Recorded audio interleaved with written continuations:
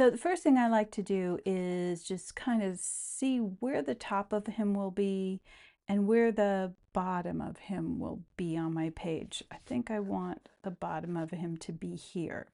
And this is just up to whatever I want. It has nothing, it's nothing to do with my reference. It's just, this is where I want, this is how tall I want him to be. I'm also looking at just his general shape, and I might just put that in. So this would be called a gesture shape, just a little curve. It doesn't have to be precise. This probably will have no relation to what we're doing in the end anyways. The other thing I like to do is this just kind of gives me an idea that he swoops, but it really won't have a lot to do with what we're doing other than setting that kind of vibe. But then I like to look at my reference and just kind of see his angle. So his body kind of sits at this angle. And I literally just put my pen at arm's length, like I stretch my arm out like this, and I put my pen, you know, where I can see how that angle works. Sometimes I'm going to have to show you this when I'm at my easel. But so I'm seeing just in general his body has kind of that trajectory like this, and I'm kind of seeing in the opposite, maybe like this for his tail. And if I look at the proportions here, his whole body is probably would fit into the tail 2 times. So I already know that I need to move this up. So this would be kind of my first mark, top, and that's about 2. So now I know that from the top of his head to the base of his butt, basically, is this long. And then the rest of it's all tail, and I can fit 2 of those in there. So I'm literally just kind of creating a line that goes like this for his body, and the other one would be his tail going this way. Now I know that I want to move him. So at this point, I can do that. And I'm just kind of taking that measurement right there. And then it turns out that this is right in the right place. And so normally I don't erase anything at this point, but I'm going to kind of clean it up so not to confuse you. So then, let's see. Yeah, I can still put 2 of these in there. That's good. All right. So, so I've got the top of his head. I've got kind of where his butt meets the tail portion. Just double checking that I can kind of get 2 of those in there. I'm making this a little longer, and I'm just double checking that angle. So I like it like this, a little straighter, and the tail maybe not as pronounced, a little down this way. Clean it up. All right, so I have some landmarks, simple lines, top of the head, bottom of the butt, tail, and more or less kind of his, I wouldn't call this his backbone, this is his core. So think of it as the center of gravity. His center of gravity kind of moves off this way. Now at this point, I might want to go ahead and just sketch where I would put the branch.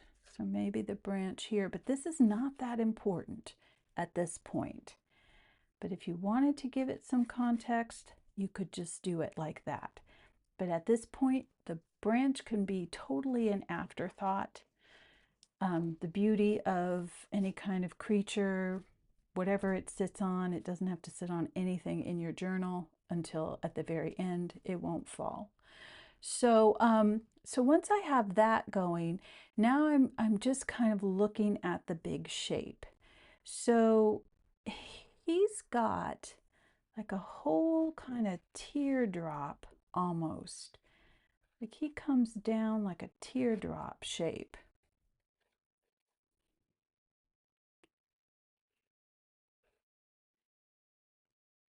Just like that. And then his head is kind of like a flattened egg. Wider in the back, a little narrower in the front.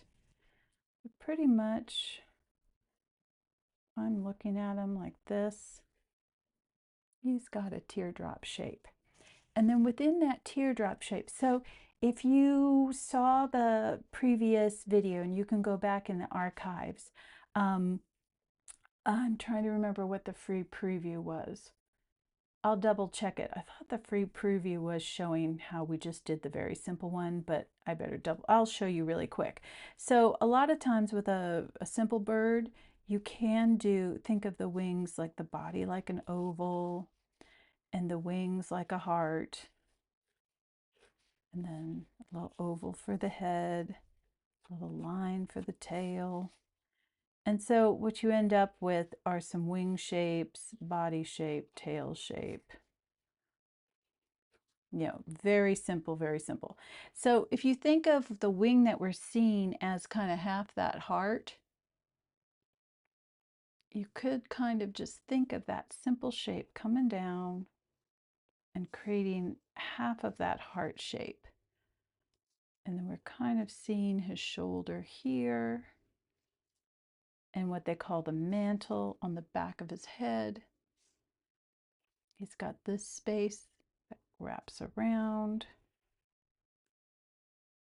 And then the rest of its tail. And we're going to ignore that for a minute. So think in terms of a kind of an oval with a point. And how you want to put the oval in is up to you. A lot of times I actually don't draw curves. I will just do straight slash lines. But that's up to you. So just kind of think an oval with a little point, half of a heart, or it's actually another teardrop shape, an egg on its side. I've got the top of the head here, and then the rest of its tail. So now if I'm looking at the tail, the first section of the tail, which I just want to get a measurement of, so there's about 5 of them. So if this is the bottom of the tail, and you're thinking in terms of fifths, let's see, probably move this one up.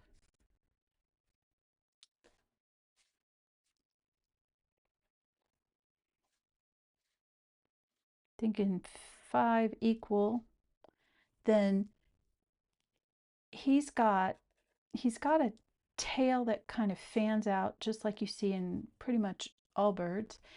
But then coming off the sides, he has these long feathers, 1 or 2 on either side. So if we think of that first area of his tail ends here, and you just put a line there. You've got his second feathers that are more close to the inside. They come about halfway down the whole tail, so that would be here. And then you've got his tail, the outer feathers that come out.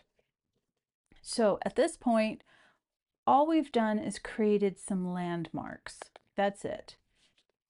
Just to get our proportions and shapes. And now we start to really measure. We have some loose proportions, but now we're going to like really make sure that his head is in proportion with his body. We kind of already checked his tail, but we'll check that again. So what I always do is I like to take a measurement that will always remain stable. Everything else will be measured against this measurement. So if I think what I'm going to do is measure the width of his head. So from